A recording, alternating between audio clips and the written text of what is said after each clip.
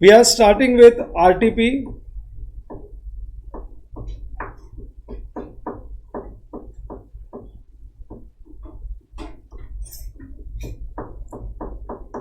ये जून 2024 एग्जाम्स का आरटीपी है, जून 24 एग्जाम्स का आरटीपी है।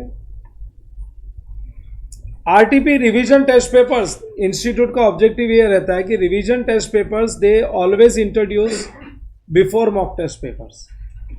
Actually RTP should be done before mock test papers. वो चैप्टर वाइज होता है, वो करते करते तुमको चैप्टर्स का रिवीजन कर लेना चाहिए। तुमको दिखाता हूँ, जैसे ये वाले आरटीपी में पहला ट्रू और फॉल्स है, सबसे पहले ट्रू और फॉल्स है, फिर क्या आ गया, ये आरटीपी है ना, हाँ रिवीजन टेस्ट पे। उसके बाद में दो थियरी क्वेश्चंस आ गए एंड देन उसके बाद जर्नल एंट्रीज। जर्नल एंट्रीज, ये जर्नल एंट्रीज में जीएसटी के भी ट्रांजैक्शंस होंगे और एग्जाम में अभी रिसेंट एग्जाम में आया था जीएसटी के ट्रांजैक्शन, शायद जून के ही पेपर में आया था। सो उन्होंने जीएसटी के ट्रांजैक्शंस पूछे थे। फिर देख लो, फिर से कैपिटल रेवेन्यू थियरी आ गया। एक सब्सिडरी बुक्स, टॉपिक का नाम देके सब्सिडरी बुक्स पे एक क्वेश्चन आ गया, they want you to prepare sales book.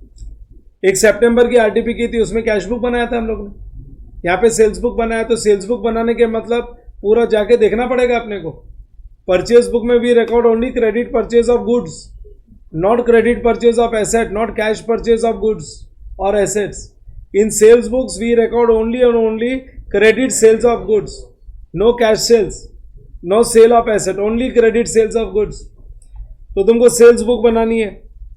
Sales book के बाद में ये कौन सा टॉपिक आ गया, देख लो, रेक्टिफिकेशन ऑफ एरर्स। तो जब एक रेक्टिफिकेशन ऑफ एरर्स का एक प्रॉब्लम आया है तो ये प्रॉब्लम करने के पहले पूरा टॉपिक ही ब्रशअप कर लेने का ना। पूरा टॉपिक फटाफट क्या है, ट्रांजैक्शन है, एंट्रीज बोलते जाओ, देखते जाओ। सामने बुक पड़ी है तुम्हारे पास, ये ट्रांजैक्शन है, ट्रांजैक्शन से तुम एंट्रीज देखते जाओ, बोलते जाओ। कुछ डिफिकल्ट लगा तो रॉन्ग रिवर्स करेक्ट करो रफ में और चेक कर लो फाइनल एंट्री। अभी कहाँ पूरा फॉर्मेट बना के, वो तो ये सब सॉल्व करने का, अभी पूरा फॉर्मेट बना के मत करते बैठो। छोटे मोटे टॉपिक्स बहुत सारे ऐसे जो तुम लोग स्क्रिबलिंग करके भी कंप्लीट कर सकते हो। ट्रांजैक्शन देखा, ट्रांजैक्शन देखे राइट एंट्री बोली और चेक किया, राइट निकला। कुछ अगर रॉन्ग हो गया या फिर लग रहा है कि इसके लिए वर्किंग बनानी है, वर्किंग बना लो रफ में और क्रॉस चेक करो, एंट्रीज हो गए। That way you will be able to complete in 1 or 2 hours entire topic. पूरा टॉपिक हो जाएगा तुम्हारा कम से कम 2 से 2.5 घंटे के अंदर। So that way you should brush up. So rectification of errors है। फिर बैंक रिकन्सिलेशन। बैंक रिकन्सिलेशन में तो ब्रशअप करने के लिए मेरे स्टार्टिंग के 4-5 पेज बहुत हो गए। मैंने तुम लोगों को स्टार्टिंग में थियरी दी है, फिर उसके बाद में 33-34 ट्रांजैक्शंस दिए, वो देख लेते हो। वो ट्रांजैक्शंस खत्म होने के बाद में वो एक्सट्रैक्ट्स वाले प्रॉब्लम की थियरी दी है, वो देख लो। उसके बाद एक अमेंडेड कैश बुक की थियरी दी है, वो देख लो। तो तुम्हारा तो उससे ही काम हो जाता है। सो तुमको बैंक रिकन्सिलेशन में मेरे को तो लगता है आधे घंटे से ज़्यादा नहीं लगेगा रिविजन में। फिर उसके बाद में आ गया वैल्यूएशन ऑफ इन्वेंट्री। अब वैल्यूएशन ऑफ इन्वेंट्री मैंने एक प्रॉब्लम ले लो, फीफो लिफो वेटेड एवरेज, तीनों से सॉल्व कर दो। फीफो लिफो वेटेड एवरेज, एक ही प्रॉब्लम को तीनों मेथड से सॉल्व कर दो। It may be a simple question, you take it. So एक बार तीनों मेथड से कर लिया ना तो फीफो लिफो वाला हो गया। और रिगार्डिंग द रिकन्सिलेशन पार्ट, उसमें थियरी दिया है तुम लोगों को। आप post after the balance sheet date वाला ही तो डिफिकल्ट है, बिफोर बैलेंस शीट डेट वाला कहाँ डिफिकल्ट है। सो वो तो बहुत सिंपल है तुम्हारे लिए। तो उसकी कंप्लीट थियरी दी है, वो थियरी देखने के बाद में एक बार थियरी हो जाती है ना, ओरली उसको भी रिवाइज कर लो। बहुत सारे टॉपिक्स ओरली किए जा सकते हैं। फिर वैल्यूएशन ऑफ इन्वेंट्रीज के बाद में नेक्स्ट है डेप्रिसिएशन एंड अमोर्टाइजेशन। अभी डेप्रिसिएशन टॉपिक में अपने क्लास टेक्स्ट बुक का जो ऑर्डर है ना, मेरे जो नोट्स है ना, बस वो ऑर्डर में करने का। वो मेरे नोट्स के ऑर्डर में सब कुछ कवर होता है, प्रॉपरली कवर्ड होता है। स्टार्टिंग का थियरी है, फिर उसके बाद में लाइन से जो ऑर्डर में मैंने क्वेश्चंस पिकअप किए हैं, पेज घुमाते जाओ, तुमको जहाँ फील होता है ये प्रॉब्लम सॉल्व करना है, करो। जो टेस्ट योर नॉलेज के 5 क्वेश्चन है, 5 या 6 क्वेश्चन है, ऑल 5-6 क्वेश्चन आर इंपॉर्टेंट, वो लिख के करना चाहिए। क्वेश्चन नंबर 1 तो जबरदस्त क्वेश्चन है, क्वेश्चन नंबर 2 भी बहुत अच्छा है, क्वेश्चन नंबर 3 तो ट्रांसपोर्ट वाला है, जो अपन ने किया था, डैमेज हो जाता है, जगह जगह पे अपने को मिलता है। फिर उसके बाद में एक रिवैल्यूएशन का प्रॉब्लम आता है, I think question number 4 change in estimated life का है, क्वेश्चन नंबर 5 रिवैल्यूएशन का है, और क्वेश्चन नंबर 6 जो है वो उसका है, क्या बोलते हैं ना, एसेट और डिस्पोजल अकाउंट, सेल और डिस्पोजल अकाउंट बनाना है। So it's 5 to 6 question, all question are important. वो करने के बाद देखो, तुमको अगर लगता है कोई प्रॉब्लम सॉल्व करना है तो कर लो। हर एक methods, sum of years digit method, वो सबके प्रॉपर थियरीज दे रखे हैं। Then depletion method, production units method, machine hours method, so ये 4 मेथड हो गए ना अदर मेथड में, sum of years, depletion, machine hours method, और क्या था प्रोडक्शन यूनिट्स मेथड। और उसमें तो मैंने सम ऑफ ईयर्स डिजिट मेथड में तो बताया था सीधा नंबर, उल्टा नंबर, उल्टे नंबर का टोटल, और बाजू में cost minus scrap value, cross multiply करते जाओ, डेप्रिसिएशन मिल जाता है। और ये डिप्लीशन, प्रोडक्शन यूनिट्स और मशीन आवर्स मेथड में कॉमन फार्मूला दिया था, cost minus scrap value upon budgeted level of activity. In case of production units method denominator में आएगा total units to be produced, total hours to be used and total units to be extracted. तुमको cost per unit मिल जाएगा, depreciation rate पर unit मिल जाएगा, वो multiply कर दो नंबर ऑफ यूनिट्स प्रोड्यूस से, नंबर ऑफ आवर्स से, या नंबर ऑफ यूनिट्स एक्सट्रैक्टेड से, तो तुमको डेप्रिसिएशन का अमाउंट मिलते जाएगा, ईयर बाय ईयर अमाउंट मिल जाएगा। Have you got it? और change in method of depreciation is not change in accounting policy, it's a change in accounting estimate, prospectively change आना चाहिए। सो तुम जब देखोगे ना तो तुमको फटाफट समझ में आएगा। तो ये जो आरटीपी का जो ऑर्डर है ना वो प्रैक्टिस कर लेना चाहिए। जो एक एक प्रॉब्लम देते हैं ना वो पूरा चैप्टर तुमको प्रिपेयर करना चाहिए। फिर आ गया बिल्स में, बिल्स और एकोमोडेशन है, ये तो सिंपल प्रॉब्लम है। इनके जो प्रॉब्लम्स होते हैं आरटीपी में सिंपल क्वेश्चंस होते हैं, क्योंकि वो आरटीपी देते ही है तुमको टॉपिक्स ब्रशअप करने के लिए। फाइनल अकाउंट्स, ये भी सिंपल फाइनल अकाउंट्स है, कोई बहुत डिफिकल्ट फाइनल अकाउंट्स नहीं है। फिर उसके बाद आ गया incomplete records, that is single entry. Single entry is a topic जो कोई भी टाइम पे कर सकते हो तुम, at any point of time you can start with single entry. Single entry is number 10। Single entry के बाद क्या है? पार्टनरशिप। पार्टनरशिप तो इतना कर चुके हैं ना हम लोग, काय का ये रिटायरमेंट इतना सारा कर चुके हैं ना, तो अपने को तो आंख बंद करके भी याद रहता है। जॉइंट लाइफ पॉलिसी भी है साथ में। ये क्या है? Dissolution, dissolution of partnership form, insolvency का है। और बोला है नहीं डिसोल्यूशन नहीं, पिसमिल है, maximum loss method, maximum loss method. ये आ गया एनपीओ, नॉन प्रॉफिट ऑर्गेनाइजेशन। देखो कितने चैप्टर्स वो लोग आरटीपी में रखते हैं। Issue and forfeiture of shares. फिर आ गया debentures, bonus and right issue. Bonus and right issue के बाद क्या आ गया? Redemption of preference shares, redemption of preference shares. So many topics they have covered. देख लो कितने सारे टॉपिक्स का कवरेज होता है एक सिंगल आरटीपी में। सिंगल आरटीपी में कितने सारे टॉपिक्स कवर्ड होते हैं। चलो हम लोग शुरू करेंगे, एक इशू ऑफ शेयर से करते हैं, एक प्रॉब्लम इसका सॉल्व करते हैं, फिर सिंगल एंट्री करेंगे, फिर एनपीओ करेंगे। लाइन से एक एक प्रॉब्लम, एक एक टॉपिक पिकअप करेंगे। जो जो टॉपिक मैं पिकअप कर रहा हूँ ना, I would say you go home and brush up those topics. So ये कंपनी अकाउंट्स पूरा ब्रश अप कर देने का। Issue of shares, question number 14। Y limited issued 20,000 shares of 10 each at a premium of 20%। Premium of 20% का मतलब है issue price हो गया 12 rupees. Payable as follows on application to allotment 5 including premium. Including premium का मतलब हो गया 3+2। First call 3 पर शेयर, फर्स्ट कॉल इज 3 पर शेयर एंड फाइनल कॉल 2 पर share. Application received for how many shares, और तुम कितना शेयर्स ऑफर कर रहे हो, तो एक्सेस एप्लीकेशन मिला हुआ है। आगे shares 30,000 shares and pro rata allotment made to applications for how many shares. हाँ तो सबको नहीं दिया हमने, तो 30,000 में से 6,000 को तो कंसिडर ही नहीं किया, 6,000 अप्लाइड वाले को तो कंसिडर ही नहीं किया, खाली 24,000 शेयर्स को ही हमने प्रो रेटा अलॉटमेंट किया है। समझा क्या? नहीं, इनको तो दिया ही नहीं, इनको तो इज्जत ही नहीं दी। तो ये 6,000 तो फुली रिजेक्टेड है, इनको तो रिफंड करना पड़ेगा। और इनको रिफंड नहीं करेंगे, इनका पैसा एडजस्ट करेंगे, शेयर अलॉटमेंट में एडजस्ट करेंगे। समझा क्या? Any excess money paid on application was employed on account of sum due on allotment. ठीक है ना? आगे और क्या दिया है?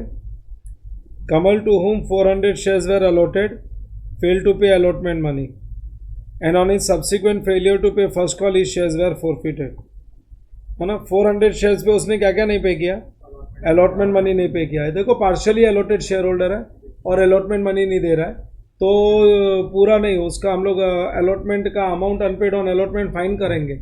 इसके लिए तुमको अपने क्लास टेक्स्ट बुक के क्वेश्चन सॉल्व करने चाहिए 7, 8 and 9 multi metals, that is question number 8 I think. 8, 9, 10 है multi metals, Dumdum India limited और एक क्वेश्चन है, 3 क्वेश्चन आई थिंक, ये 2 ही मेन क्वेश्चन है। सो वो जो प्रोराटा के क्वेश्चन है ना, पहला मून वंडरर्स नहीं करना चाहिए, I think that is question number 7, 8, 9, 10 ये 3 क्वेश्चन है। ये 3 क्वेश्चन करना जिसमें तुम लोगों को मैंने पार्शियली अलॉटेड शेयर होल्डर का अमाउंट अनपेड कैलकुलेट करवाया है।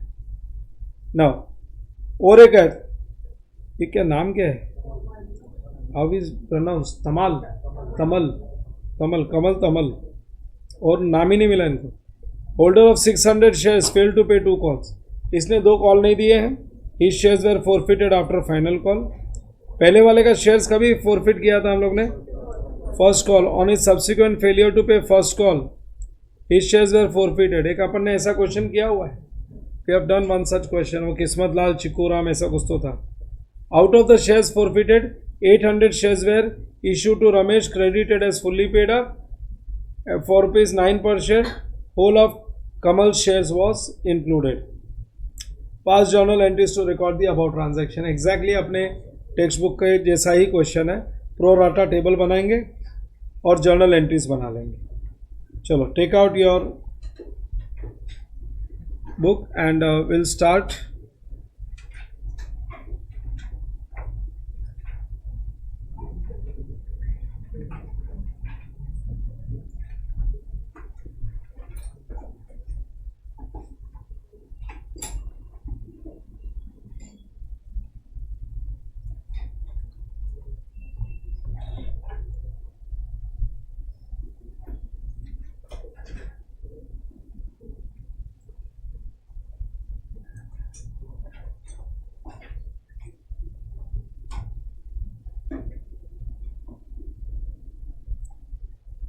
आरटीपी जून 24, ये है क्वेश्चन नंबर 14 से हम लोग ने स्टार्ट किया है। किसी के पास अपने क्लास की टेक्स्ट बुक है तो उसमें देखो ना, किस्मत लाल चिक्कू राम का क्वेश्चन है, ये वही है, वैसा ही है क्वेश्चन। और 9th क्वेश्चन है या 10th question, I don't remember.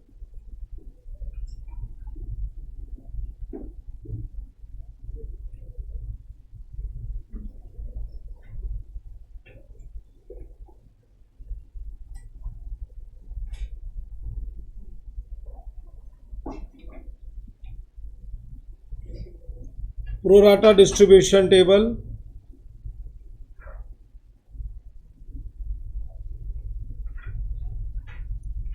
applied minus allotted,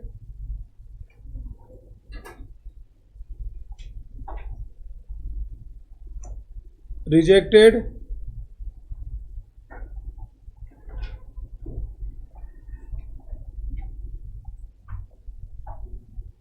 into application money, into application money,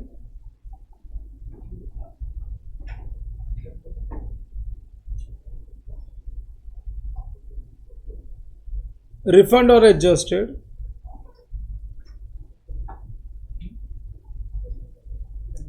actually fully allotted column नहीं भी बनाएंगे तो कोई मतलब नहीं है। फुल्ली अलॉटेड नहीं भी बनाएंगे तो चल जाएगा अपने को, क्योंकि फुल्ली अलॉटेड है ही नहीं कुछ। जैसे मैंने तो अपने नॉर्मल सारे कॉलम्स बना लिए।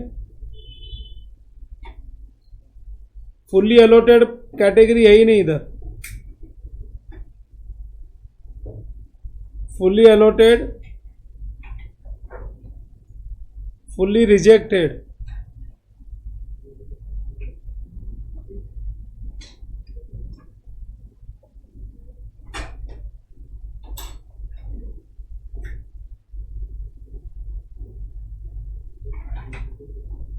partially allotted and total, partially allotted and total, fully allotted, fully rejected, partially allotted and total. Are you all ready?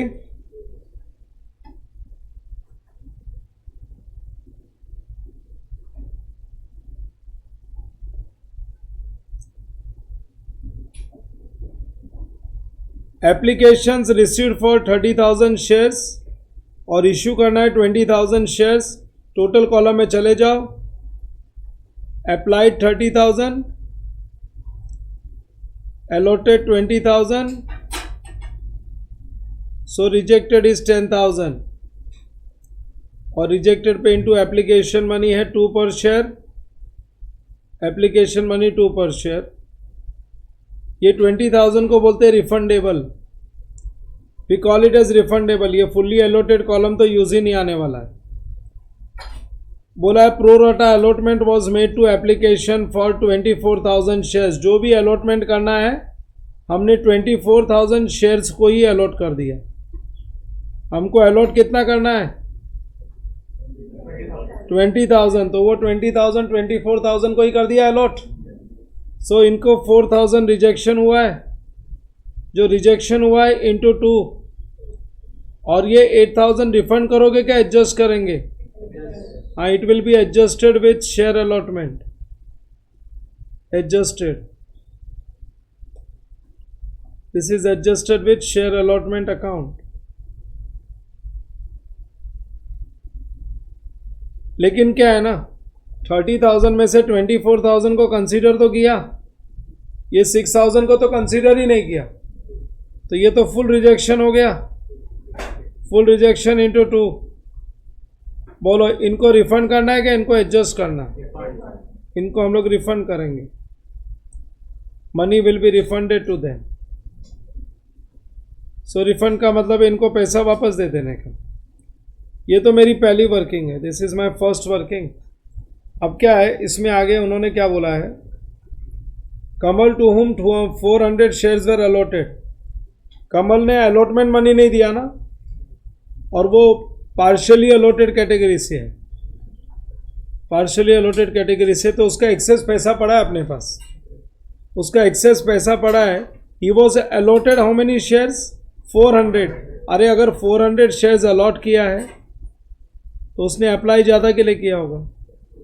Cross multiply करो और बताओ क्या बोल रहे हो। 480 के लिए अप्लाई किया है, इसका मतलब इसका 80 शेयर्स हमने रिजेक्ट किया है, और जो 80 शेयर्स रिजेक्ट किया है इंटू 2 कम्स टू 160। अपने पास इसका एक्सेस एप्लीकेशन मनी पड़ा है जो अलॉटमेंट में हम एडजस्ट करेंगे। तो अगर अलॉटमेंट मनी ये डिफ़ॉल्ट कर रहा है तो ये 160 माइनस होने के बाद जो बचेगा वो अरियर्स है, वो डिफ़ॉल्ट का अमाउंट है। तो इसने अलॉटमेंट मनी डिफ़ॉल्ट किया है, 400 शेयर्स पे इसने अलॉटमेंट मनी नहीं दिया। देखो ना, ही फेल टू पे अलॉटमेंट मनी और ही subsequent failure to pay first call. हम सेकेंड कॉल के लिए रुके ही नहीं, हमने इसका शेयर्स फॉरफिट कर दिया। तो हम लोग वर्किंग नोट नंबर 2 में अलॉटमेंट मनी का अरियर्स निकालेंगे। Amount unpaid, amount unpaid on share allotment, amount unpaid on share allotment by Kamal।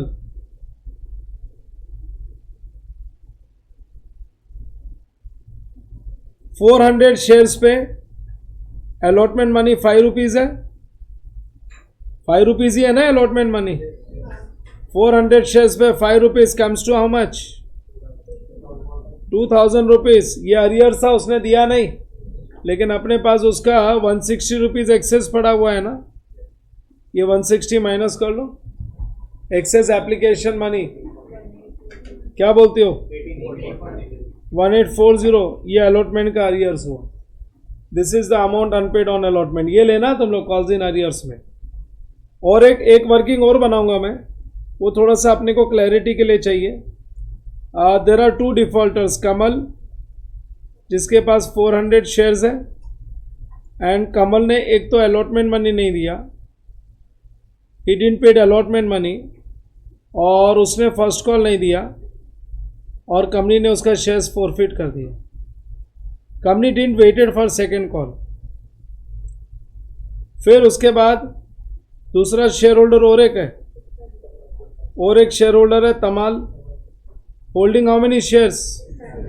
इसने 2 कॉल नहीं दिया, फर्स्ट कॉल नहीं दिया, he didn't paid is 2 calls, और फाइनल कॉल के बाद इसका शेयर्स फॉरफिट हुआ है ना। So he didn't paid on 600 shares, एक तो उसने फर्स्ट कॉल नहीं दिया, तो फर्स्ट कॉल तो दोनों ने नहीं दिया, और उसने सेकंड कॉल भी नहीं दिया, और उसके बाद उसका शेयर्स फॉरफिट हुआ है।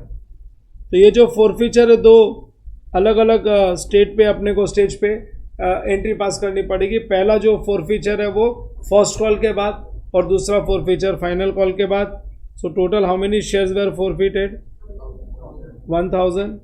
लेकिन सारे 1000 शेयर्स रीइश्यू नहीं हुए। All shares are not reissued, only 800 shares were reissued to Ramesh, और वो भी 9 रुपीज़ में रीइश्यूड एट डिस्काउंट है। और बोलते whole of Kamal shares being included.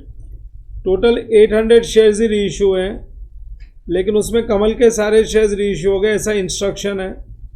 ये 400 शेयर्स रीइश्यू हो गए, और ये 600 में से कितने रीइश्यू है? 400 ही रीइश्यू है। सो कमल के सारे शेयर्स रीइश्यूड नहीं हुए।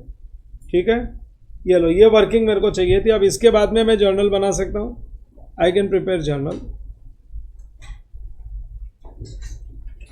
Journal of Messrs.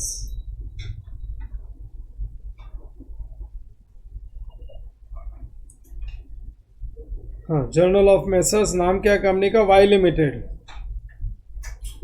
Journal of messrs Y limited, journal of messrs Y limited.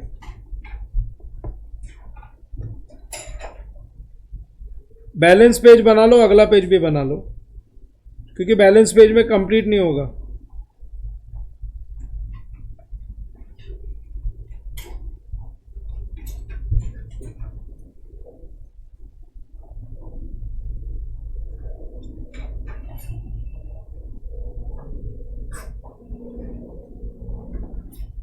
मैं कंटिन्यूस तुम्हारे साथ पेपर्स, आरटीपी, एमटीपी करता रहता हूँ ना, तो इससे टॉपिक्स ब्लर नहीं होते हैं। हाँ, बाकी जब जब मैं बोलता हूँ ब्रशअप कर लो, तब जाके टॉपिक्स को पूरा ब्रशअप कर लेना चाहिए।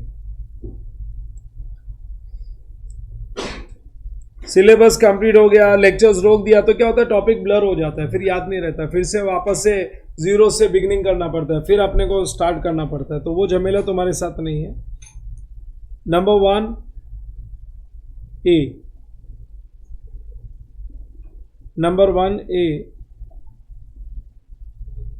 receipt of application money,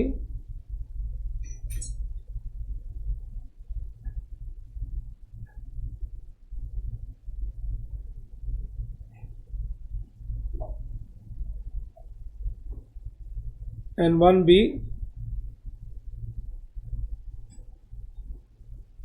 on allotment of shares,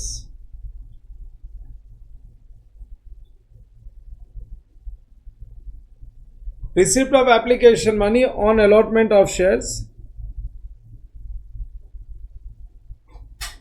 4 line रख दी मैंने ऑन अलॉटमेंट ऑफ शेयर्स के लिए।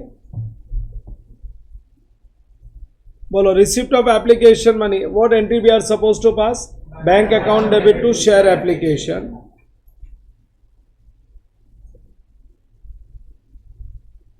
Bank account debit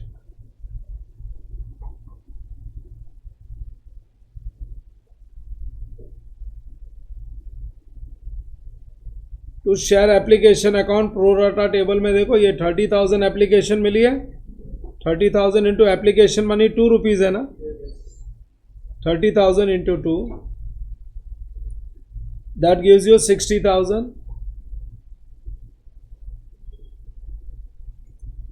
60,000। नेक्स्ट क्या आ गया? On allotment of shares. अभी ऑन अलॉटमेंट ऑफ शेयर्स में क्या एंट्री पास करेंगे? Share application account debit 60,000 to equity share capital 20,000 into 2, क्योंकि 20,000 शेयर इश्यू कर रहे हैं, and to bank and to share allotment. Share application account debit full amount.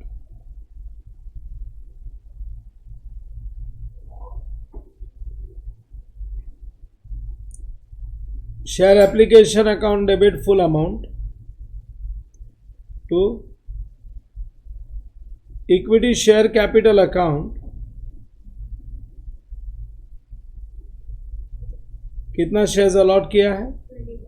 20,000। और अभी तक तो एप्लीकेशन मनी का ही स्टेज चल रहा है, सो इंटू 2 गिव्स यू 40,000। और जो रिफंड करना है ऊपर प्रो राटा टेबल में टू रिफंड बैंक लिखा हुआ है ना, ये देख लो, ये रहा 12,000 इज रिफंड, और ये 8,000 एडजस्ट करना है 12,000, और जो एडजस्ट करेंगे that is to share allotment, to share allotment account 8,000। ये लो, ये हो गया पहला। Number 2A। नेक्स्ट है ड्यू फॉर अलॉटमेंट, और साथ में प्रीमियम भी है, याद रखना 5 रुपया बोला हुआ है। Due for allotment,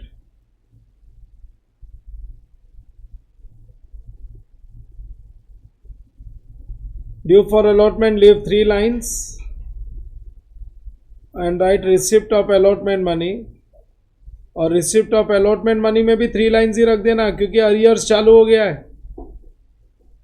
receipt of allotment money. चलो हम लोग आ गए सेकेंड इंस्टॉलमेंट पे। Tell me, due for allotment क्या एंट्री पास करना चाहिए?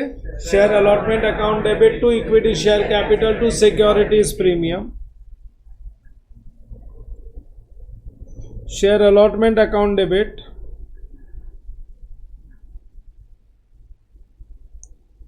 Share allotment account debit, number of shares allotted 20,000 है, इंटू अलॉटमेंट मनी 5 रुपीज है ना, that gives you 1 lakh, to equity share capital account,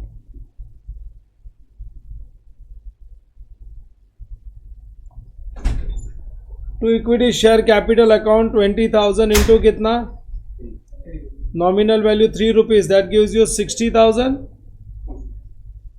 and to securities premium,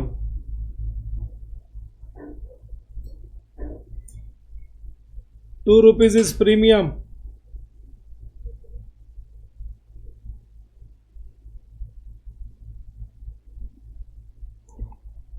₹40,000, 40,000 हो गया। देखिए allotment का पूरा पैसा मिल जाता तो एंट्री पास करते थे bank account debit to share allotment, क्योंकि पूरा पैसा नहीं मिला, एंट्री क्या बन जाएगी? Bank account debit calls in arrears account debit to share allotment. Bank account debit calls in arrears account debit,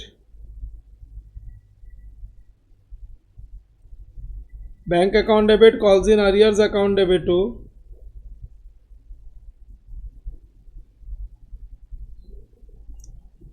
to share allotment account.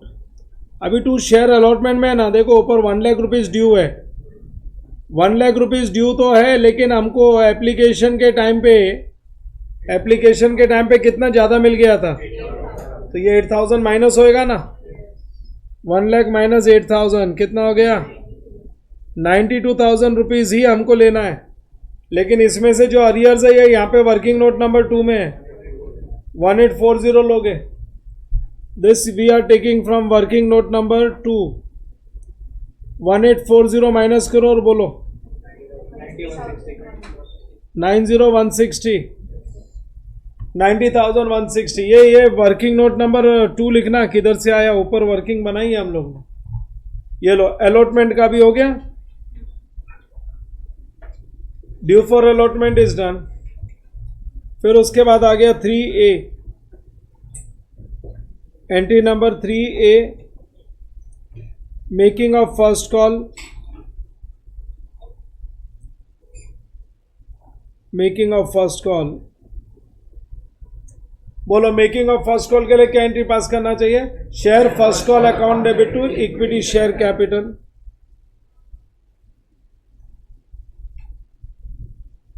Share first call account debit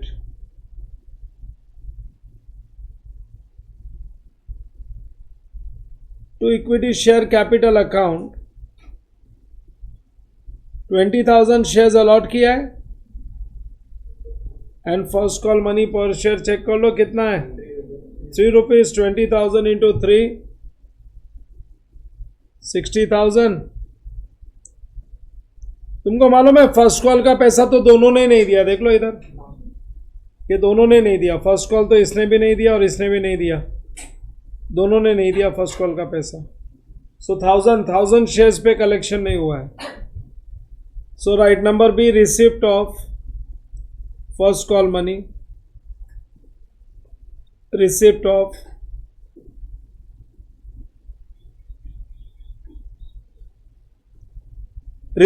first call money. हाँ बोलो, receipt of first call money क्या entry pass करना चाहिए? Bank account debit, calls in arrears account debit to share first call. Bank account debit,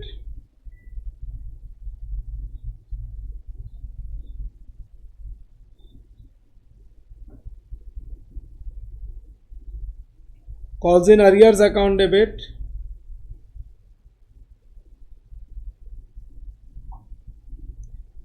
to share first call account. Share first call में ऊपर debit 60 हुआ था ना, 60 credit कर दो, और दोनों ने नहीं दिया ना, एक मिनट है, दोनों ने नहीं दिया, इसका मतलब है पहले वाले का कितना शेयर्स था? 400 इंटू 3, और दूसरे वाले का कितना है? 600 इंटू 3, इन शॉर्ट 1000 इंटू 3। 3000 रुपया नहीं मिला, 3000 नहीं मिला, कितना हो गया? 57,000। 57,000। अरे ये दो अलग अलग लिखने का रीज़न है, अभी आगे फोरफीचर होने वाला है। पहले वाले डिफॉल्टर का फोरफीचर होगा फाइनल कॉल के पहले पहले, फाइनल कॉल के पहले पहले फोरफीचर होगा। देखो यहाँ पे लिखा है फर्स्ट कॉल नहीं दिया और शेयर्स फोरफिट कर रहे, किसका? इसका, तमल का, बराबर ना? चलो आगे बढ़ो।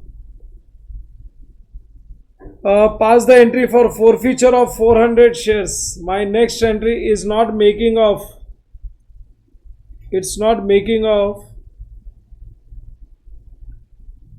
second and final call. My next entry is forfeiture of 400 shares. Forfeiture of 400 shares. बताओ, ये 400 shares हम forfeit कर रहे हैं for non payment of what? Allotment money and first call. Allotment के साथ तो प्रीमियम भी था ना, तो मेरी एंट्री में प्रीमियम भी आएगा, तो एंट्री क्या बन जाएगा? Equity share capital account debit. लिखते चलो साथ साथ में, equity share capital account debit, क्योंकि प्रीमियम का भी डिफॉल्ट है। Securities premium account debit, securities premium account debit to calls in arrears. और ये जो कॉल्स इन अरियर्स है, इसने अलॉटमेंट मनी नहीं दिया ना, तो ये अलॉटमेंट का पूरा डिफॉल्ट इसी का है। ये रहा, कितना है? 1840 था ना, ये लो यहां से ले लिया 1840, 1840 प्लस प्लस ये वाला ब्रैकेट, पहला वाला ब्रैकेट 400 इंटू 3, 400 इंटू 3 1200। बोलो टोटल क्या आ गया? 3040 का अरियर्स है इसका। To shares forfeited account, to shares forfeited account. हाँ, शेयर्स फॉरफिटेड अकाउंट तो मेरा कैपिटल प्रॉफिट होता है, we call this as capital profit. अब बताओ, पहला first equity share capital debit, how many shares are forfeited? But यहां पे हम लोग लिखते हैं कॉल्ड अप नॉमिनल वैल्यू। क्या लिखते हैं हम लोग? हमने फाइनल कॉल नहीं किया ना कॉल, तो 2 रुपया और ये 5 रुपये में से 3 रुपया, नॉमिनल वैल्यू 3 रुपीज़ है ना, और ये 3 रुपीज़। सो 3 + 3 + 2 कितना हो गया? 8 rupees. Called up nominal value is 8 rupees. कितना हुआ? 3000, 3200। सिक्योरिटीज प्रीमियम 400 शेयर्स पे 2 रुपया प्रीमियम है, 2 रुपया ही है ना प्रीमियम, 800 रुपया। माइनस करो, 4000 माइनस 3040, 9960। ये लो, ये आ गया कैपिटल प्रॉफिट। अब इसके बाद making of second and final call, entry number 5A, entry number 5A, making of second and final call,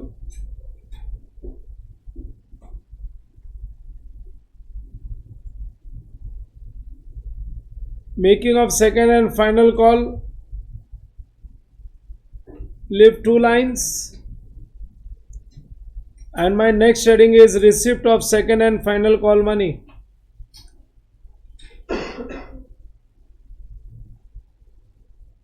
Receipt of second and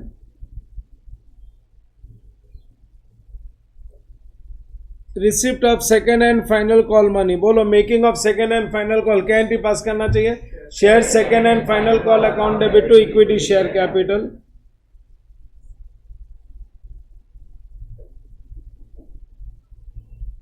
share second and final call account debit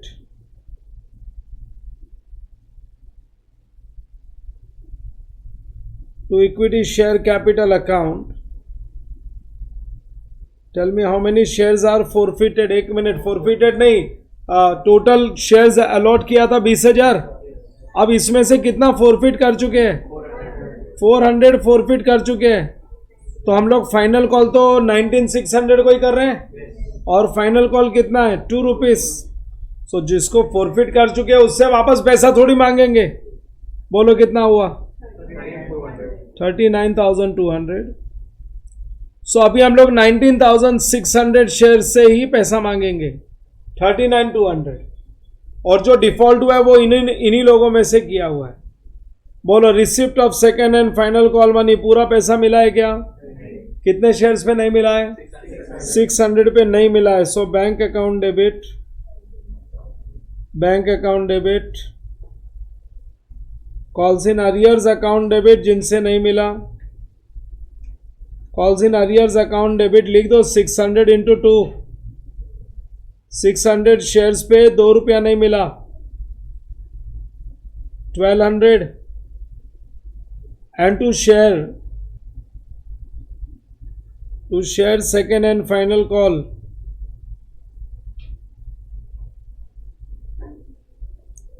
to share second and final call 39,200 में से 1200 minus कर दो, 38,000 received. बोलो सबको समझ गया? अब इसके बाद हम लोग ये 400 शेयर, सॉरी ये कितना है? 600, इसको भी फोरफिट करेंगे. We will forfeit this shares also. Forfeiture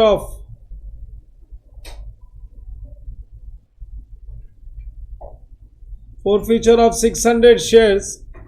अच्छा, ये 600 शेयर्स जो फोरफिट हो रहे हैं, these are forfeited for non-payment of which installments? First call and final call. First call नहीं दिया, फाइनल कॉल नहीं दिया, अलॉटमेंट तो दिया, तो प्रीमियम तो आया है. तो फिर मेरे को प्रीमियम डेबिट करना है या नहीं करना है? तो मेरी एंट्री बन जाएगी equity share capital account debit. पक्का सिक्योरिटीज प्रीमियम नहीं लिखना है? नहीं लिखना है. समझा क्या नहीं? So we will not write securities premium because premium is collected. Equity share capital account debit,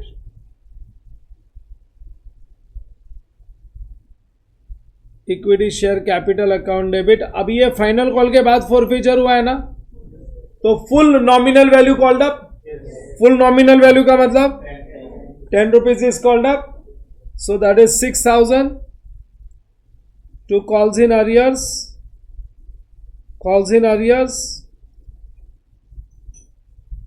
हाँ, ये 600 शेयर्स पे फर्स्ट कॉल का 3 रुपया है क्या?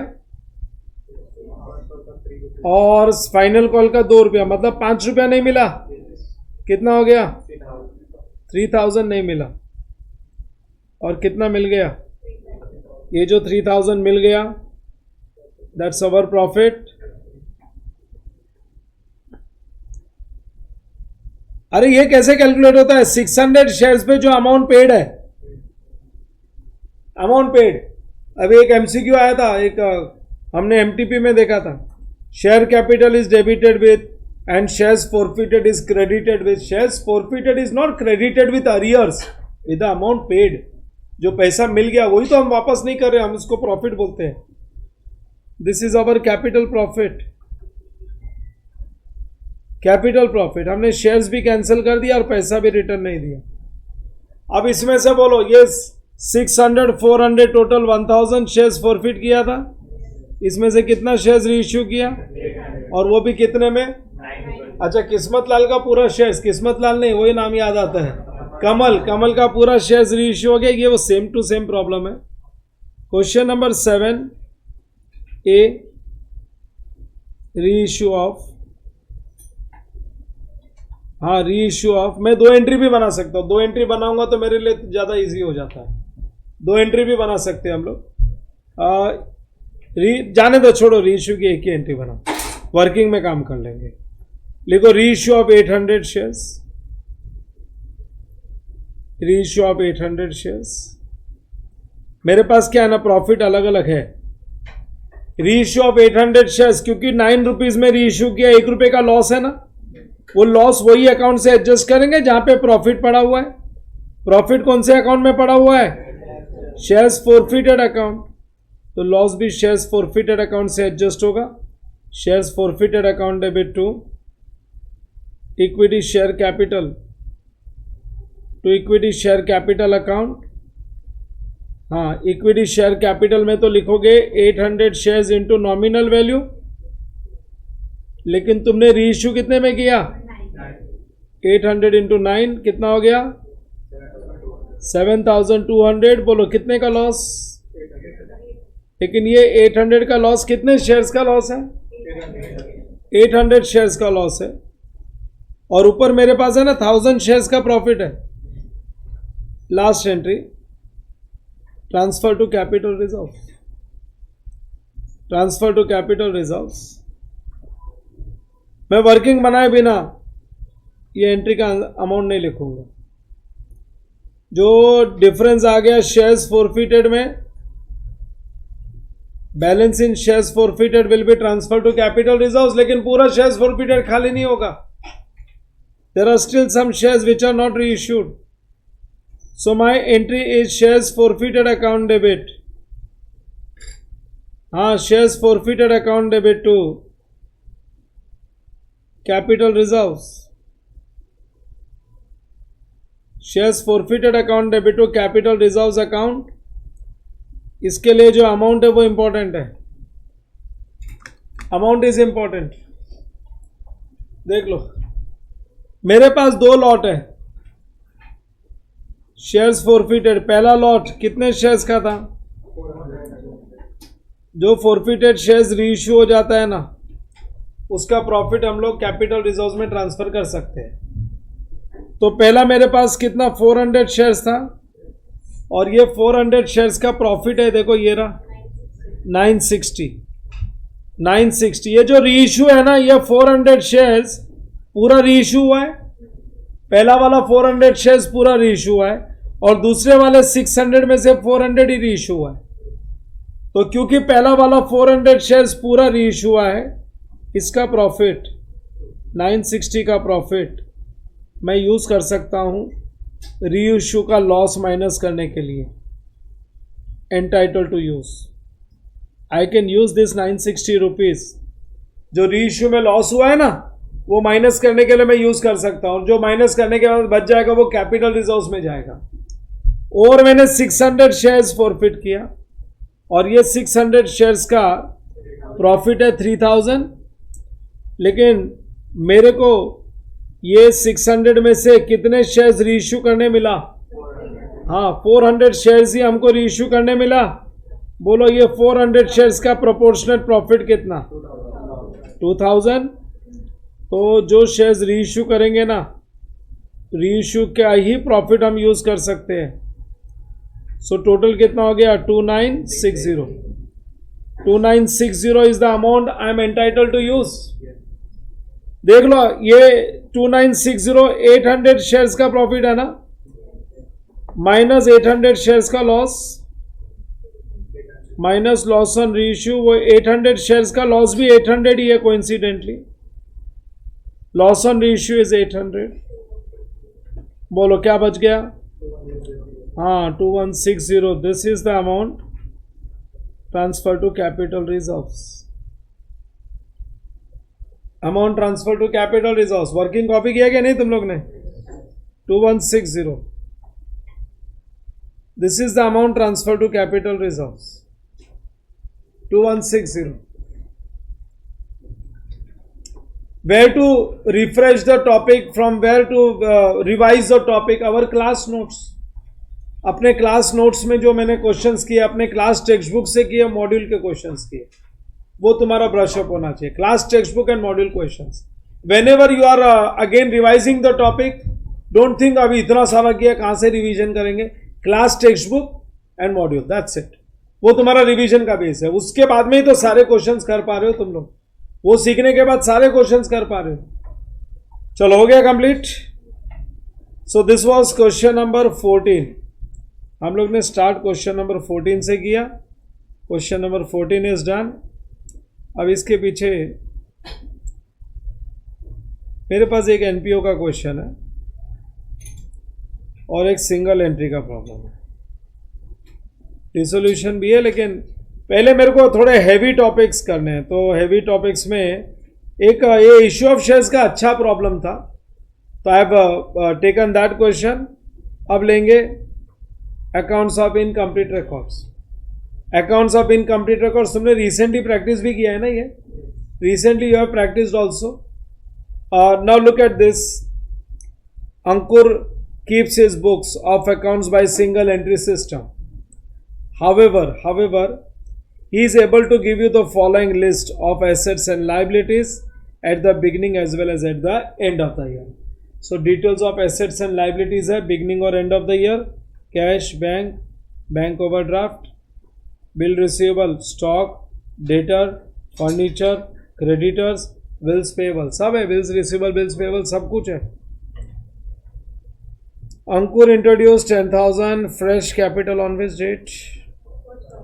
1st October 2023. He also withdrew 5,000 every month for his household expenses. लगा था कुछ हैवी होगा, ये तो स्टेटमेंट ऑफ अफेयर्स निकला.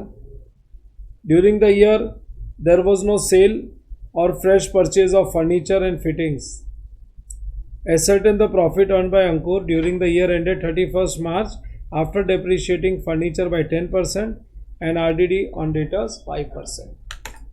ठीक है ना. एक बिगिनिंग ऑफ द ईयर की बैलेंस शीट बनेगी, उससे मिलेगा ओपनिंग कैपिटल, और वो जो ओपनिंग बैलेंस शीट बनेगी वो विदाउट एडजस्टमेंट होगा. क्लोजिंग बैलेंस शीट में डेप्रिसिएशन भी है, RDD भी है, उससे अपने को एडजस्टेड कैपिटल मिल जाएगा. फिर एक कैपिटल अकाउंट बनाएंगे और कैपिटल अकाउंट के बाद में statement of profit and loss. तो ये तो स्टेटमेंट ऑफ अफेयर्स का प्रॉब्लम निकला. क्वेश्चन नंबर 10 लिखो. Opening balance sheet on 1st April 2023. Question number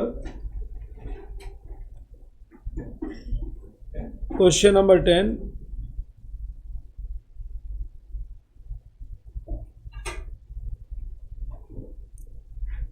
opening balance sheet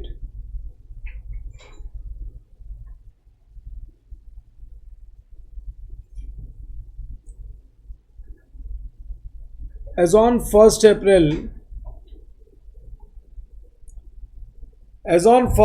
23.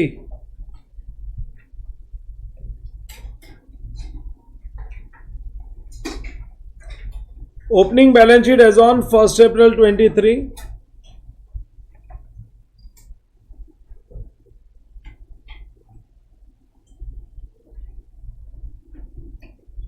एक बार है ना 10 लाइन बना लो और एज पर रिक्वायरमेंट एक्सटेंड कर लेना. Prepare for 10 lines and as per requirement तुम एक्सटेंड कर लोगे.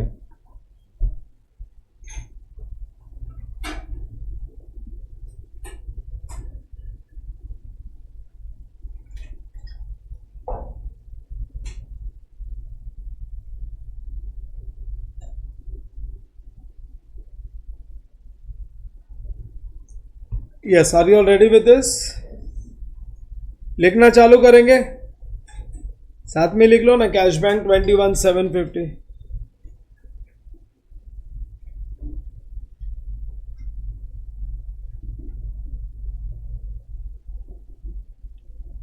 ओपनिंग कैपिटल ही तो निकालना है.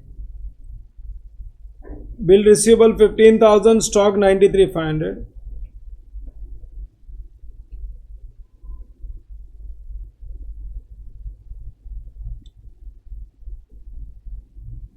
Bills receivable and stock. फिर उसके बाद है debtor 60,000, furniture 65,000,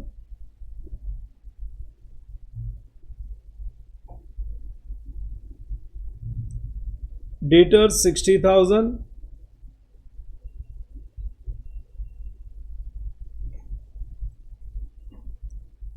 furniture 65,000, creditors 45 and bills payable 5.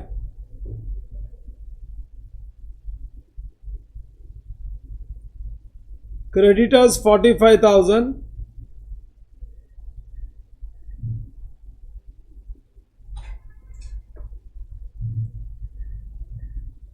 bills payable 5,000.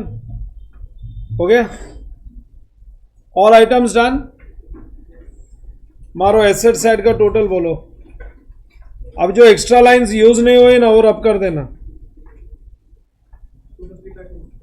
2,55,000, 255, 250,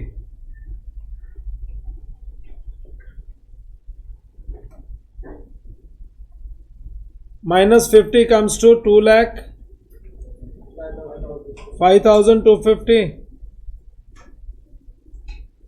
ये लो मिल गया capital account at the beginning of the year.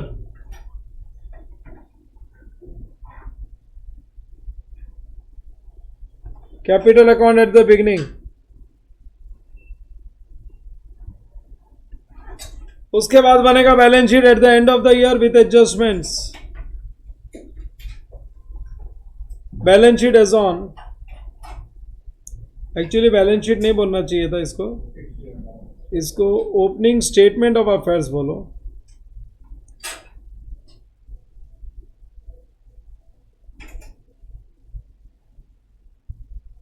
And statement of affairs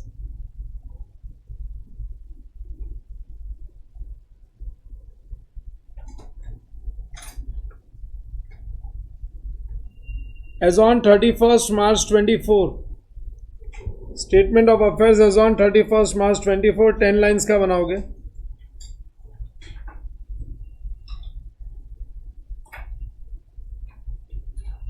prepare it for 10 lines.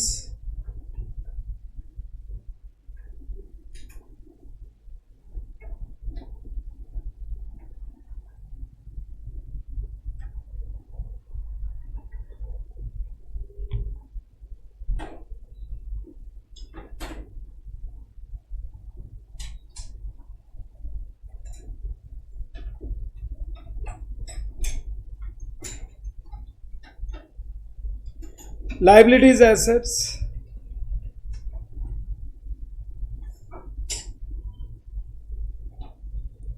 capital account, yes, can we start? Cash 1,400,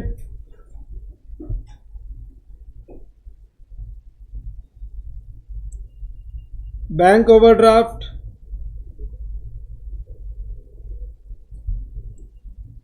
bank overdraft कितना है? 1,800। Bills receivable 25,000।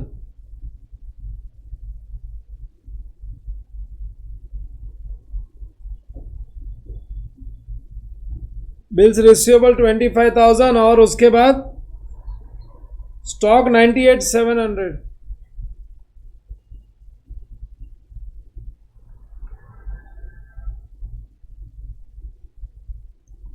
Stock 98,700, debtors 70 है लेकिन debtors पे RDD है 5%। सो लिखो debtors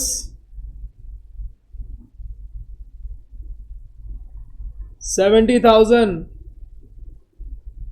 minus RDD 5% कितना हो गया? 3,500। सो कितना हो जाएगा? 66,500।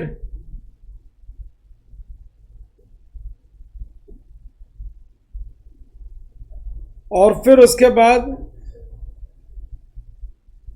फर्नीचर 65,000 है लेकिन उस पर डेप्रीसिएशन है 10%। 65,000 ओपनिंग भी 65 था ना, ओपनिंग भी 65 है. सो फर्नीचर 65,000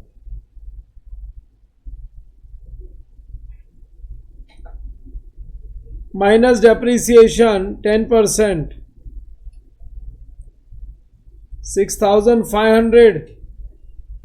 क्या बच गया? 58,500. और फिर उसके बाद फर्नीचर के बाद क्या है? क्रेडिटर्स 31,000, बिल्स पेबल नील. क्रेडिटर्स 31,000.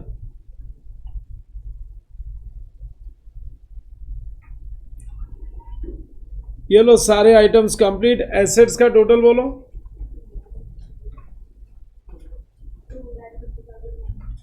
2,50,000, 100, 250, 100, 250, 100 माइनस करो 32,800. क्या बोलते हैं? 2,17,300. ये हो गया क्लोजिंग कैपिटल. एक बार ओपनिंग कैपिटल क्लोजिंग कैपिटल बन गया तो फिर हम लोग डायरेक्टली स्टेटमेंट ऑफ पीएनएल भी बना सकते हैं, लेकिन बना लो कैपिटल अकाउंट.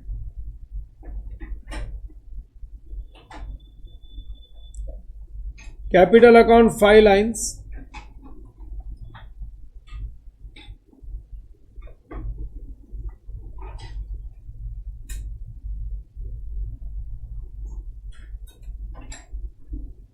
फाइव लाइन्स का कैपिटल अकाउंट बना लो. फिर ये कैपिटल अकाउंट से हम लोग बना लेंगे statement of PNL.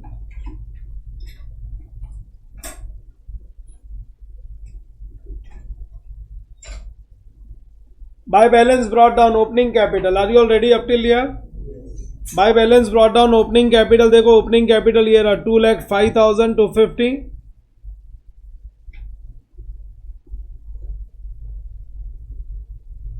Closing capital. Closing capital कितना है? 2,17,300. ये रहा क्लोजिंग कैपिटल. और उसके बाद एडजस्टमेंट्स है. We have some adjustments also. Now check this adjustments. Ankur introduced 10,000 fresh capital on 1 October. अगर इंटरेस्ट ऑन कैपिटल नहीं दिया तो डेट का कोई रेलेवेंसी नहीं है. चलो further capital introduce will be cash bank account debit to capital. So capital के क्रेडिट में लिख दो by cash bank. By cash bank account 10,000. और उसके ड्रॉइंग्स के बारे में भी बोला हुआ है. ये also withdrew 5,000 per month. 5,000 per month का मतलब है पूरे साल का 60,000. Drawings 5,000 into 12, 60,000. बस. और कोई एडजस्टमेंट देख लो कुछ बच गया क्या? फ्रेश फर्नीचर नहीं खरीदा है, बस हो गया. बाकी ऑल डन. मारो डेबिट साइड का टोटल 2,77,300. बोलो डिफरेंस. 62,050 by net profit. अब इसी को क्लॉकवाइज डायरेक्शन में घुमा देंगे. So statement of profit and loss बन जाएगा. Statement of profit and loss.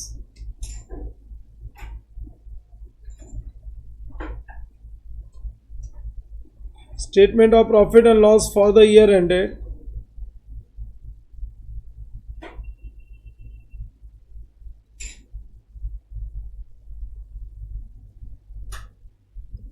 For the year ended 31st March 2024.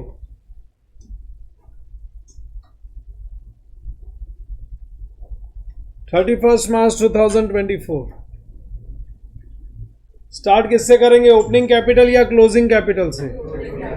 Closing capital.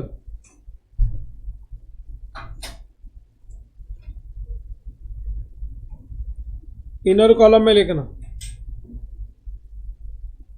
2,17,300 debit side add करेंगे, add drawings during the year,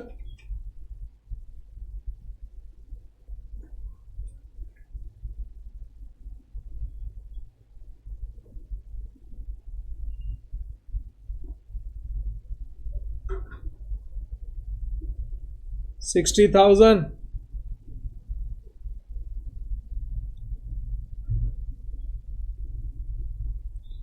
कितना आ गया 277,300। फिर लेस पहले ओपनिंग कैपिटल या further capital introduced, less further capital introduced, credit side lace हो जाएगा,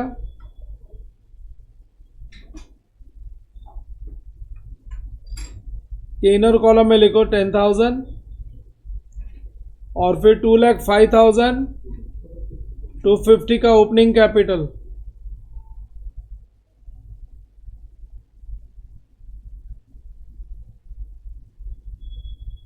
so total comes to 2,15,250, 2,15,250।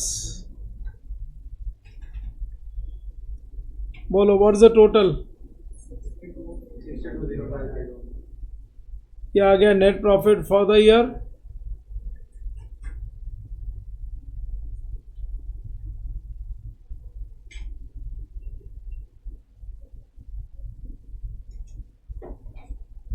हाँ net profit for the year. और एक क्वेश्चन अपन ने कंप्लीट कर दिया, we have completed one more question, net profit for the year हो गया कंप्लीट।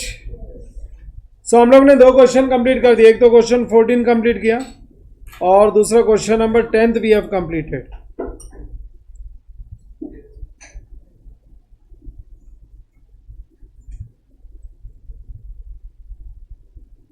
पार्टनरशिप रिटायरमेंट का है ना ये,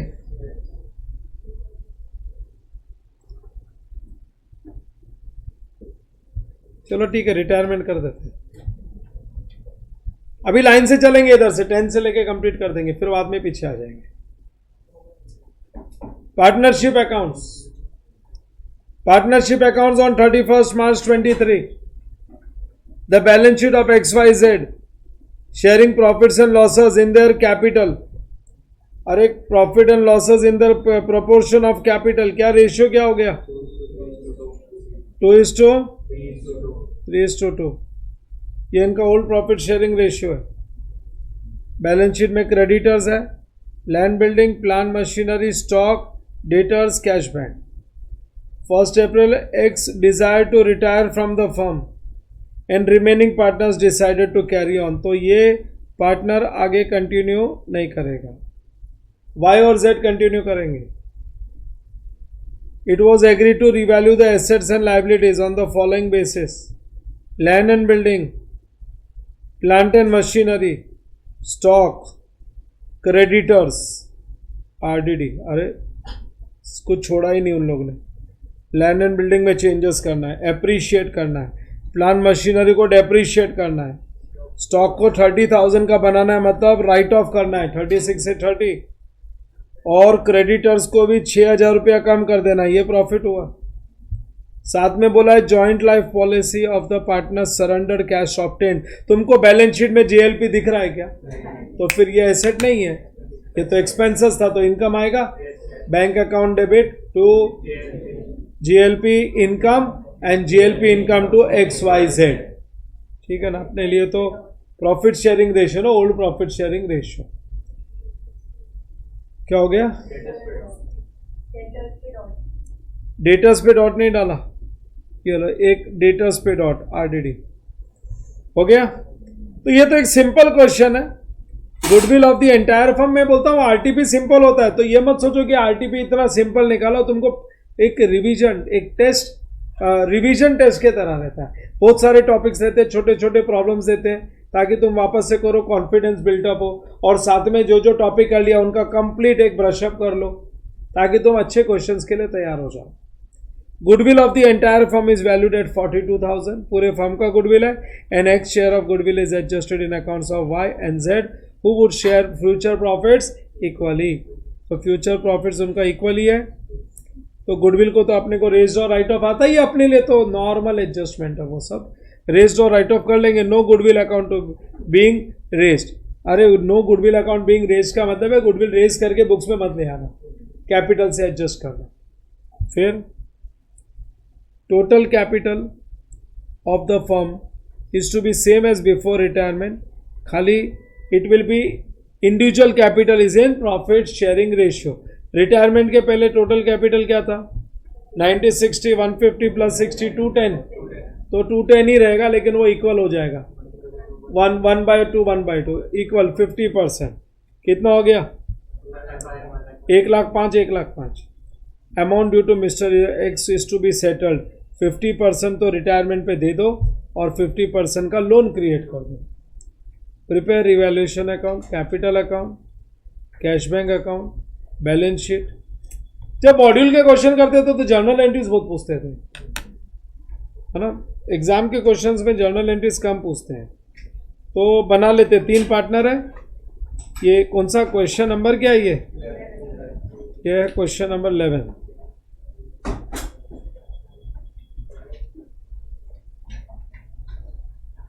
question number 11,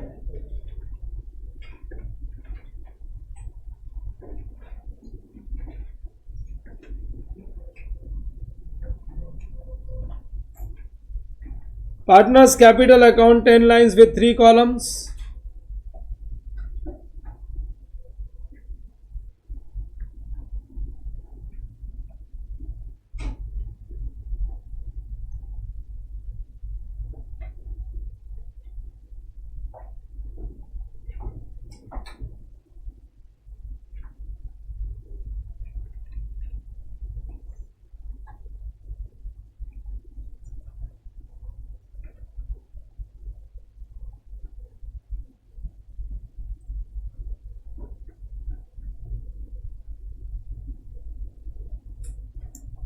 Partners capital account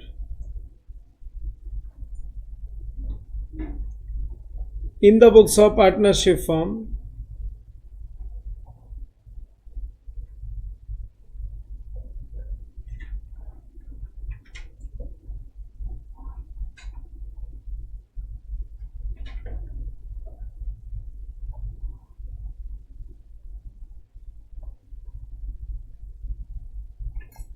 XYZ 8 lines का revaluation account,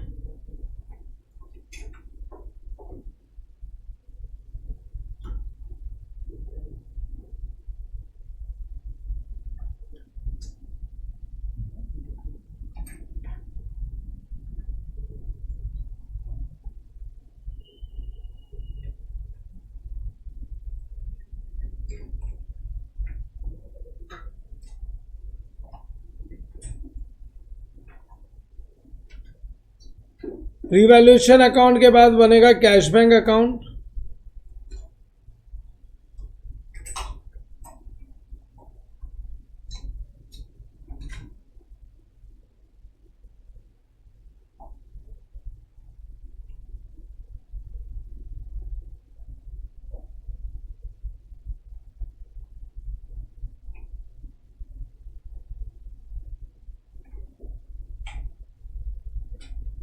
cash bank account के बाद calculation of ratios,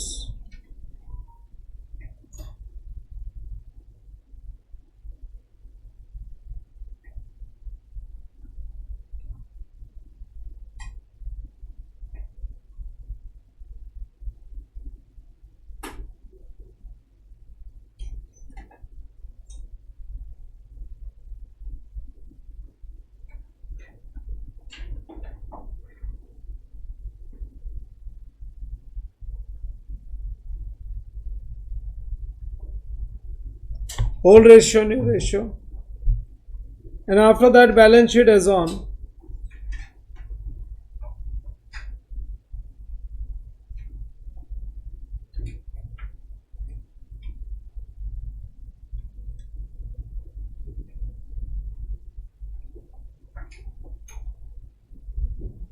balance sheet as on 14 lines तो बना ही लो।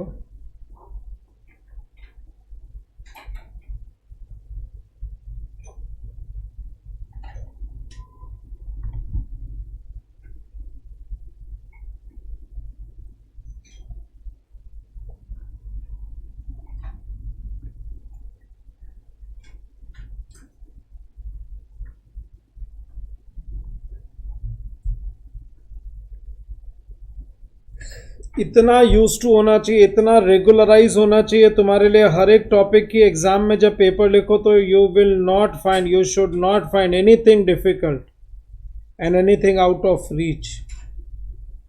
और वो राइटिंग प्रैक्टिस से ही आएगा, ओरली करने से नहीं आएगा। पार्टनर्स कैपिटल अकाउंट,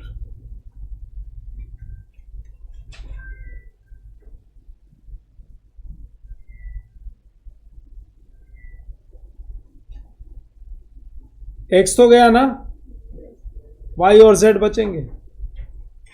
एक्स गया, वाई और जेड बचेंगे। Are you all ready with this? चलो शुरू करेंगे, बैलेंस शीट पोस्ट करना शुरू कर देते हैं। डॉट्स डाला हुआ ही है। ओल्ड रेशियो 2, 3 and 2 कितना हो गया? 2, 3, 5, 7, 2/7, 3/7 and 2/7, 2/7। ये तो हो गया ओल्ड रेशियो, लेकिन न्यू रेशियो तो इक्वली बोला हुआ है ना। न्यू रेशियो इज इक्वली, ये तो है नहीं। और ये लोग इक्वली शेयर करेंगे। फिर capital account by balance brought down, bye balance brought down 60, 90 and 60, 60, 90 and 60।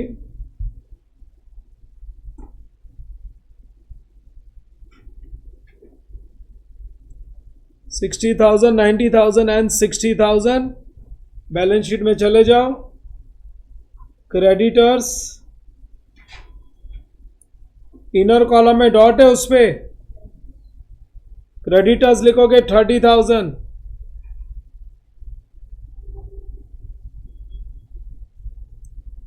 Cash bank 21,000, cash bank 21,000 आ जाएगा इधर।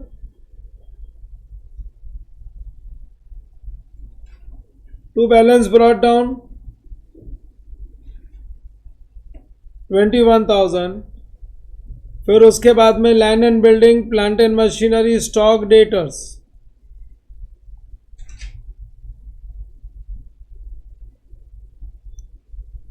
Land and building, plant and machinery, stock, debtors.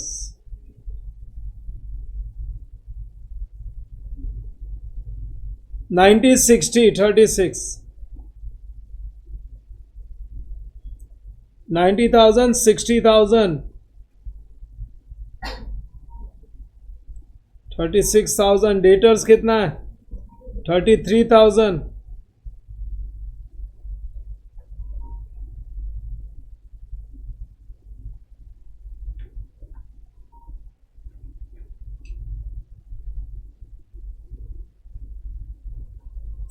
हो गया? बैलेंस शीट पोस्ट कर दिया हम लोग ने। Each and every item of balance sheet we have posted. Now 1 April, एक तो नए बैलेंस शीट की डेट लिखो, 1 April 23। Write down balance sheet as on 1 April 23। जो तुम्हारे नए बैलेंस शीट की डेट है ना, वो डेट ऑफ रिटायरमेंट है। तुम लोग लिख दिया करो, मेरी लिखने की आदत नहीं है। 1 अप्रैल रिटायरमेंट या डेथ की जो डेट होती है वो लिख दिया करो। हाँ, and the partner decided, the remaining partners decided to carry on the business. Land and building को अप्रिशिएट करना है 20% से, लिख दो। एप्रिसिएशन 20%, कितना हो गया? 18,000। तो कितना हो जाएगा? 1,08,000। और ये 18,000 का सेकेंड इफेक्ट किधर जाएगा? रिवैल्यूएशन के क्रेडिट में, by land and building.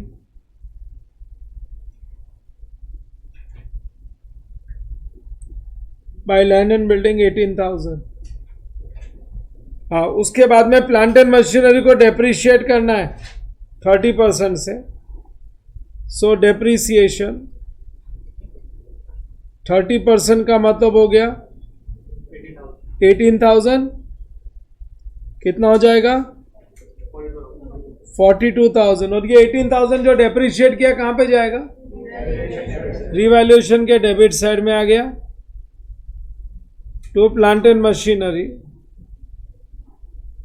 To plant and machinery हो गया, लिख दिया। फिर उसके बाद बोला हुआ है स्टॉक को 30,000 को स्टॉक को वैल्यू करके 30 का ही बना लो। तो अपने बैलेंस शीट में स्टॉक है कितने का? 36 का है, और इसको 30 का ही बना लो। इसका मतलब है 6,000 को राइट ऑफ करना पड़ेगा, ये 6,000 रिटर्न ऑफ। अच्छा, जो रिटर्न ऑफ है ये कहां पे जाएगा? रिवैल्यूएशन डेबिट में जाके लिखोगे to stock written off, to stock written off कितना अमाउंट? 6,000 write off. और साथ में बोला है old credit balance, old credit balance of creditors to be written back. Written back का मतलब है नॉट पेएबल, तो नॉट पेएबल 6,000 हटा दो क्रेडिटर्स में से, not payable, not payable 6,000, so कितना पेएबल? 24। जो नॉट पेएबल है यहां से कहां पे जाएगा? रिवैल्यूएशन के क्रेडिट में, बाय क्रेडिटर्स, बाय क्रेडिटर्स 6,000। और फिर क्या है next? Provision for bad debts 5% RDD create करो, डेटर्स के नीचे आरडीडी, आरडीडी 5% बोलो कितना हो गया? 1650 बाहर निकालो कितना हो जाएगा? 31,350। और ये 1650 जाएगा किधर? यहां से रिवैल्यूएशन के डेबिट में 1650 आरडीडी, ये लो। आरडीडी के बाद में नेक्स्ट एडजस्टमेंट, नेक्स्ट एडजस्टमेंट क्या है? जॉइंट लाइफ पॉलिसी कितने में सरेंडर किया? हाँ, तो पहली एंट्री बोलेंगे cash bank to GLP income, cash bank account debit to GLP income 22,650 बोला ना।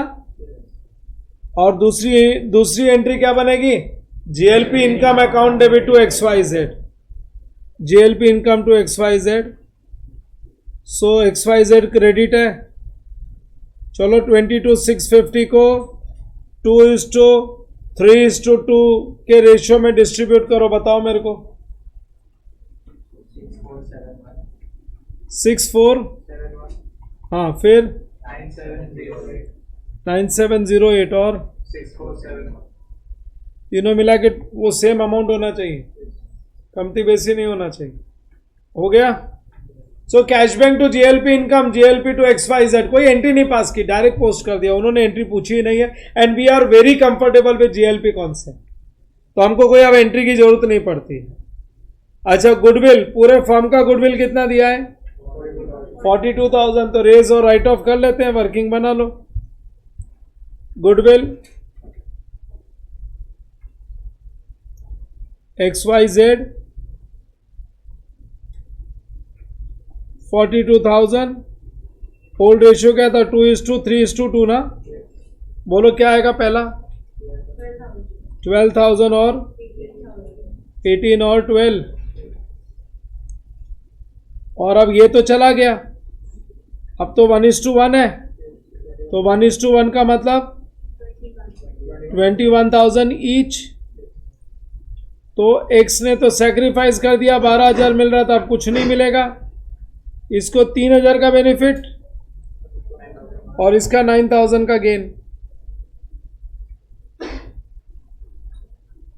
कि एंट्री क्या बनती है? गेनिंग टू सैक्रिफाइसिंग, तो गेनिंग वाई और जेड है। वाई के डेबिट में 3,000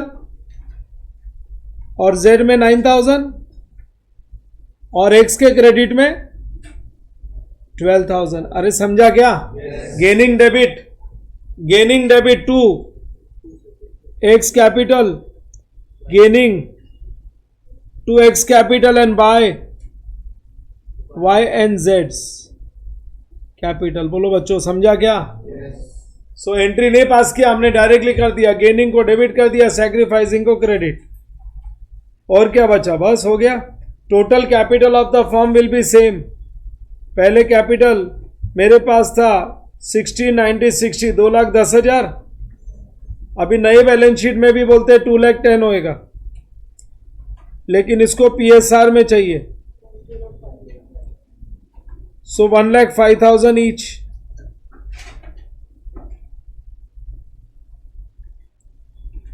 $1,05,000 ये क्लोजिंग कैपिटल बन जाएगा.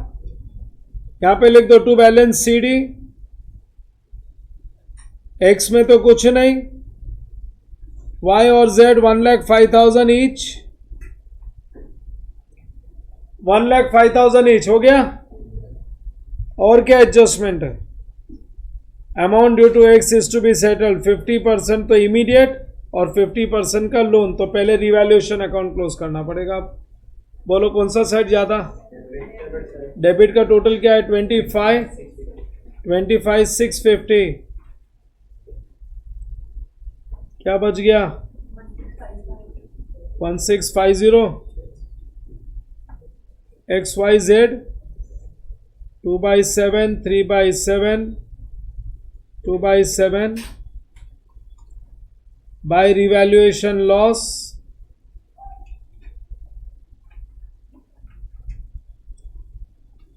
transfer to capital. बोलो 471 708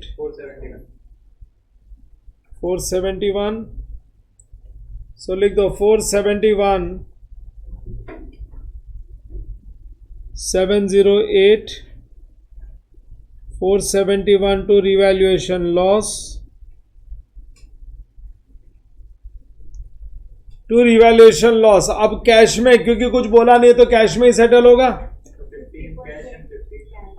पहले तो इसको जाने दो ना. एक्स को क्लोज करो. बोलो क्रेडिट का टोटल क्या है? 78 471 78 471. Difference is 78 to cash bank. Z's लोन, X लोन कितना है? 39,000 each.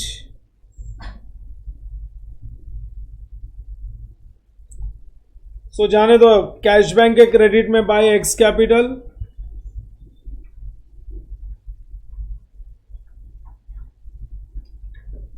Bye X capital account 39,000 और यहां पे लोन में एक्स लोन अकाउंट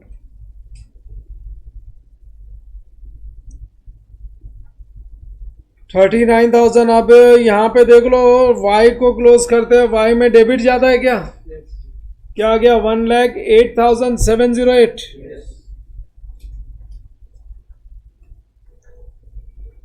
1,08,708 माइनस करो. बोलो. और इसमें क्रेडिट नहीं, ये भी डेबिट ही जाता है. कितना हो गया? 1,14,471. बोलो डिफरेंस. 48,000.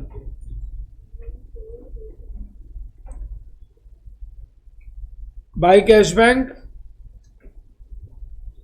कैश बैंक के डेबिट में टू वाइज कैपिटल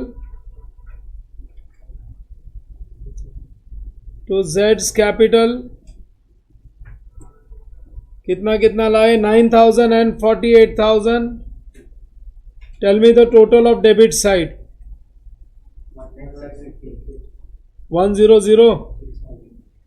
650 100,650 माइनस 39. बोलो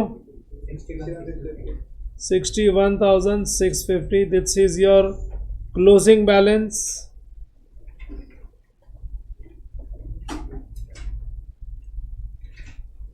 ये 61,650 बैलेंस शीट में ले जाओ. बोलो बैलेंस शीट क्या अमाउंट से टैली होगा? 2,73,000. 3 क्वेश्चन तो कर लिए हम लोग ने. 2,73,000. हाँ 2,73,000 हम लोग ने 3 क्वेश्चंस कंप्लीट कर लिए. Take a break. After that, we'll continue further.